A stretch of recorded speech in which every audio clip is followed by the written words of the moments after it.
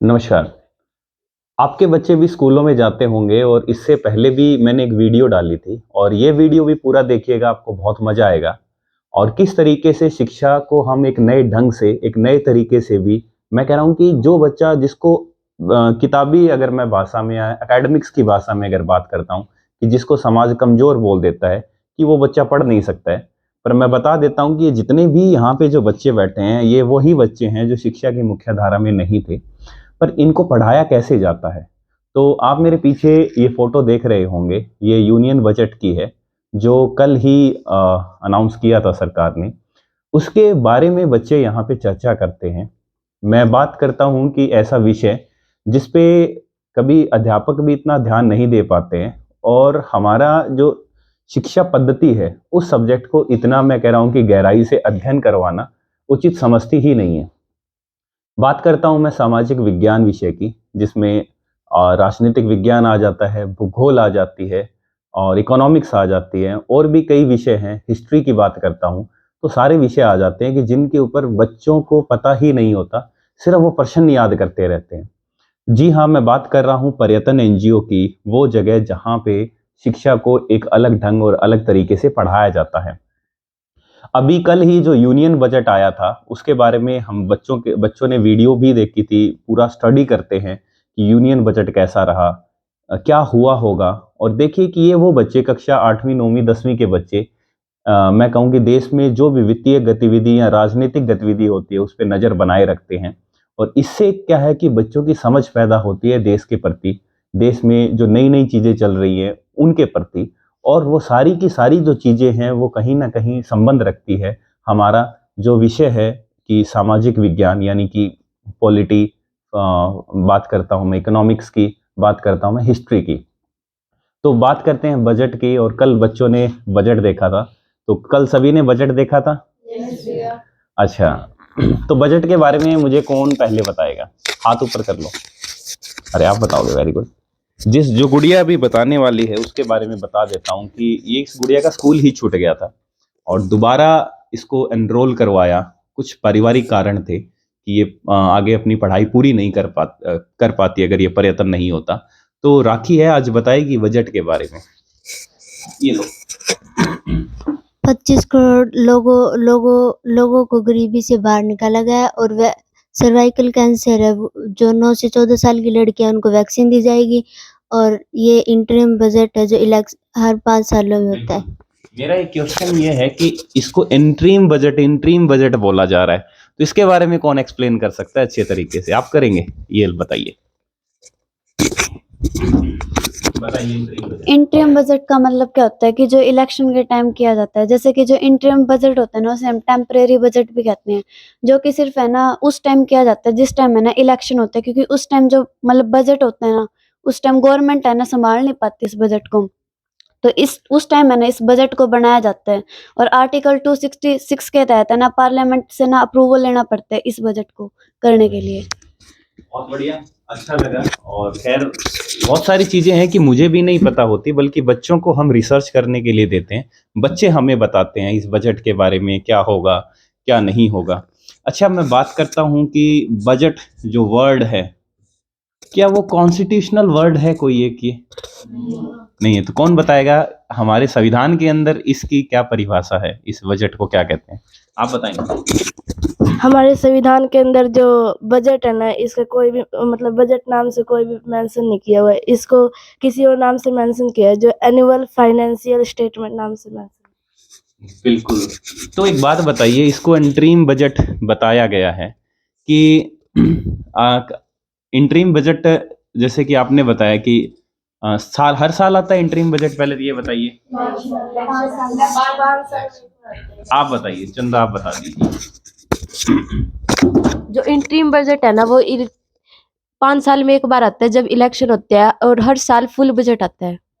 अच्छा, तो अगर इंटरिम बजट को समाप्त भी कर सकती है अगली कोई और सरकार आती है तो? इसके विषय में जानकारी है आपको? आप बताइए धीरे धीरे से। इंटरिम इधर बता दो, मेरे को बता। अच्छा, इंटरिम बजट है ना भैया, तब तक ही चलता है जैसे कि जब तक वो इलेक्शन चलते हैं, तब जब नई सरकार बन जाती है इलेक्शन के बाद, तब वो खुद का बजट लेकर के आती है देश को चलाने के लिए। Very good. आप इसके बारे में कोई और जानकारी आप बताएं, इधर से इनको दिखाइएगा कैमरे में। जो इंटरिम बजट है ना, वो एक ऐसा बजट है जिसके तहत जो सरकार है ना, अपने इस टाइम इलेक्शन होते हैं ना, उस टाइम तक ही चलता है। जैसे कि अप्रैल और मई में जो लोकसभा के इलेक्शन होने वाले हैं, उस टाइम तक ही जो इंटरिम बजट चलाया जाएगा, जिससे जो देश होगी, जो गवर्नमेंट होगी, उसके अंदर जो भी पैसा लगेगा ना, वो इंटरिम बजट के तहत ही डिसाइड किया जाएगा कि किसको कितना पैसा होगा, जिससे जो सरकार चलाने में आसानी हो। और जब नई सरकार चुन के आएगी 1 जून से, जो अपना काम करना शुरू कर देगी, तो वो अपना एक नया बजट पेश करेगी। मेरे को भी बहुत सारी जानकारियां मिल रही है और मैं तो कहता हूं कि टीचर को ऐसे तरीके अपनाने चाहिए कि बहुत सारी जानकारियां एक अकेला अध्यापक इकट्ठी नहीं कर सकता है, तो बच्चों की ही एक टीम बनाई जाए, जैसे कि हमने टीम बनाई है। सब बच्चे अपनी जिम्मेवारियां लेते हैं और अलग अलग तरीके से अलग अलग विषयों पे ये अध्ययन करते हैं और उसके बारे में मुझे बताते हैं। मैं पढ़ने में कभी अच्छा नहीं रहा, पर यह है कि हम क्रिटिकल थिंकिंग पे जोर देते हैं कि अब जब ये किताबों को पढ़ेंगे तो किताबों को पढ़ने में इनको और मजा आएगा। इनके लिए वो जो जानकारियां हैं वो इजी टू डाइजेस्ट होगी, यानी कि वो जानकारी को ये पचा पाएंगे, उस जानकारी को ये दिमाग से प्रोसेस कर पाएंगे और जब ये समाज में जाएंगे, सोसाइटी का पार्ट बनेंगे, तो ये सभी डॉट को इजीली कनेक्ट कर पाएंगे। सरकार की पॉलिसीज़ हैं, जो राइट पॉलिसीज़ हैं, जो लोगों तक पहुंचनी चाहिए, वो लोगों तक पहुंच भी पाएंगी। और ये खुले तरीके से क्या है कि ये वाद विवाद या अपनी तर्क शक्ति का प्रयोग करके अपने विचार रख पाएंगे। तो और कोई बजट से कुछ और मार्केट के ऊपर कुछ असर पड़ा हो, कुछ और आप बताना चाहते हो, बजट से रिलेटेड कुछ और हुआ हो?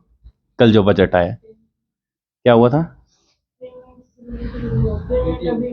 पेमेंट, पेटीएम, पेटीएम का बजट से रिलेटेड नहीं है।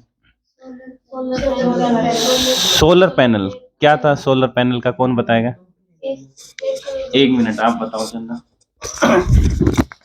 जो सरकार है उन्होंने क्या क्या है, 1 करोड़ उनका लक्ष्य है कि 1 करोड़ घरों में सोलर पैनल लगवाए जाएंगे, जिससे कि उस जो सोलर पैनल है उनको